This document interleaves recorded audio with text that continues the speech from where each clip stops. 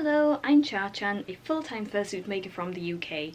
In this video, I'm going to show you how to take the 3 measurements that I need to be able to make the face portion of a kigurumi style fursuit. If you are wondering what a kigurumi style fursuit from me looks like, here is an example of my past work.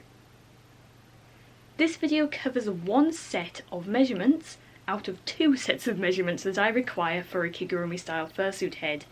This video, as I said, covers the face portion, and I have another video tutorial that covers the other measurements of the head that is linked down in the description below, so please do follow that tutorial as well to get all of the measurements that I require. This video is intended for my clients. If you are working with a different fursuit maker, they may require some different measurements. So again, this video is mostly intended for my clients. Alright, with all that being said, let's get started. The first thing to show you is this little graph that I've drawn up. As you can see, it has the 3 measurements labelled out there for you. We have the height of the head, the width of the brow, and the width of the jaw. You'll need a few supplies to be able to take this measurement accurately. The first thing you'll need is a pen and a piece of paper. What you will do with this is you will set your piece of paper on a flat surface, be it the table, the floor, the kitchen countertop, wherever you can, and then you will place your face flat against the piece of paper and you will draw around your face. I will show you how to do this correctly with my mannequin head here, because it's very important that it's done in a specific way to be able to get these measurements accurate. You will also need a ruler or a tape measure. If you are using a tape measure, please make sure that you keep it taut. It needs to be a flat measurement. Do not curve the tape measure, it needs to be flat. So the first thing you'll need to do is set your piece of paper down and trace around your face. We've switched camera angles here to do the face tracing tutorial portion of the video. So you've set your paper down flat. Now what you're going to do is you are going to take your face and you're going to lie your face down onto this bit of paper. You might find it easy to tape 2 bits of paper together just to have a bit more surface area to work with. I know I did that myself and it is a little bit easier to work with, but for the sake of this tutorial we can just use 1 bit of paper, we'll be fine. So make sure your entire face is surrounded by paper and you're not going to go off the paper with the ink. So you'll take your pen or your pencil or whatever you're using to write with, and it's really important that you keep your pen vertical. It must be flat against your head and it must stay vertical. You cannot do this. Tilting your pen will give us the wrong measurement and it will be too small. It must be vertical. So what you will do is you'll keep your pen vertical against your face at the side of your head. From the top of your head you will come round like so, making sure you keep that pen at a vertical angle, 90 degrees. Continue around like that. Then you get to the chin. It might be a little bit challenging to do, but make sure you know that you are flat against the face. It might help to do it as a little angle type thing like that. Can you see what I'm doing there? I'm holding the pen flat against the jaw and making sure that I'm coming round without going off at any strange angles. It might help to have someone else do this for you. If you have a friend that can help you, that would be good. Again, you must keep the pen vertical. So, once you've done one side, you'll do the other side. Same thing. Keep your pen vertical. It might help to tape your paper down onto the table with some masking tape or some blue tack. So, once you have traced around all of your face, you can then stand back up. And you should have something that looks a bit like this. So then you will take your ruler or your tape measure and then you will measure out how many centimetres or inches. I can work in centimetres or inches. Centimetres is preferred as the 3D printers print in millimetres, so it can be a little bit easier to work with centimetres. But again, inches, centimetres, both are fine for me. And we can see that this particular tracing turned out at 26 centimetres tall. So mark that on, 26 centimetres. Then the brow measurement, you'll kind of work out the widest point of your face at the top there, near where your brow would be. Get the tape measure set on there. And that came out at 18 centimetres. And then you'll take the widest point of your jaw,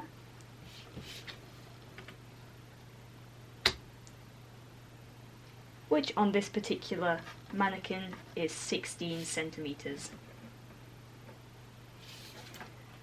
So that's what we're left with on this particular mannequin's face. I do suggest doing this process a few times, because you might end up with different measurements each time. It's a really difficult thing, measuring the exact width and height of your face. But this can help tremendously to get these measurements more accurate. Moving on, next up we are going to use the ruler or the tape measure to get some more measurements to compare with the tracing, or tracings plural if you do multiple, which I do suggest that you do. Once you have traced around your face and you've measured your tracing of your face on the bit of paper, it's really important to cross-reference those with measurements you take by holding a ruler or a tape measure up to your face and measuring by eyesight. It might be easier to get a friend to help you or look in a mirror to do this. It's always best to get the measurements directly from the tracing, but if you measure your face using the ruler like this and the measurements are wildly different, it's a good idea to go back and try again at the tracing, or have someone help you with it. So when we take the measurements using the ruler, it's really important to keep note of where we are holding the ruler and where we're taking the measurements from. So, from the top of the head down to the chin, you are going to start from the top of the head. Top of the head. Not over near the forehead, not there, here. And then it'll come down over to under the chin. So again, it can be easier to have someone help you to do this measurement. I find it's quite helpful to put my hand flat on the top of my head and then use that as a guide to line up the ruler with my fingers, which are held out straight. And then I can come down and go, yep, that's where that measurement ends. Sorry, I'm in the way there. You can see what I'm doing with my hand there. Holding it flat, so up at the top, line it up, and then come down, same thing at the bottom of the chin there. And you would take note of that measurement. Then from the brow measurement, what you will do is you'll want to start near the temple or the widest point of your brow. So again, you will just have the ruler and you will keep your hand flat as a reference, line it up like so, and do the same at the other side of the head, which is a little bit difficult to show on camera. But hopefully I'm demonstrating in a way that's good as an example. And again, from the jaw, it will be best to go from the back of the jaw, kind of getting towards the earlobe kind of area, that kind of back of the jaw section, around here. So once again, you'll take your hand, flat, and you'll line that ruler up with your hand, and you'll take note of the measurement, and you'll do it again at the side there to figure out where your jaw is ending. You take note of those measurements and you will compare them to the measurements that you took of your head tracing. If there's anything wildly different, I'm talking like 2 to 3 centimeters difference, then something might be wrong and you might want to redo your head trace. It could be a good idea to redo the head tracing 2, 3, 4 times just to make sure you get it exactly right.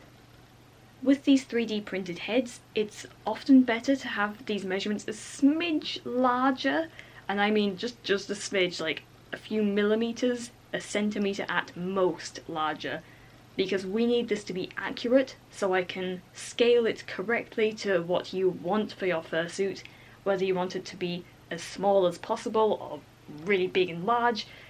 We need to be able to know how to scale this fursuit and how much padding we're going to need. And that's why it's really important that these measurements are super duper accurate, or as accurate as they can be, with a smidge of wiggle room. So again, a couple millimeters bigger is much better than a couple millimeters too small, because if it's too small, we'll have to redo the printing process, and I will have to charge the client for that, unless it was my mistake. Just something I'd like to show you that might be helpful or a good insight as to how this process works is a 3D printed mask that I'm currently working on as a personal project. This is not a fursuit, this is more of a anime mask, sort of like this Yu-Gi-Oh one I've done previously, again personal project, but this is the kind of interior we get before we add all the padding and such. So I thought that might be interesting for you to see. So yes, this is what it would kind of look like before we add all the padding and the eyes. And if you have magnets in your fursuit, the magnetic mouth system, then the magnets go down this kind of area.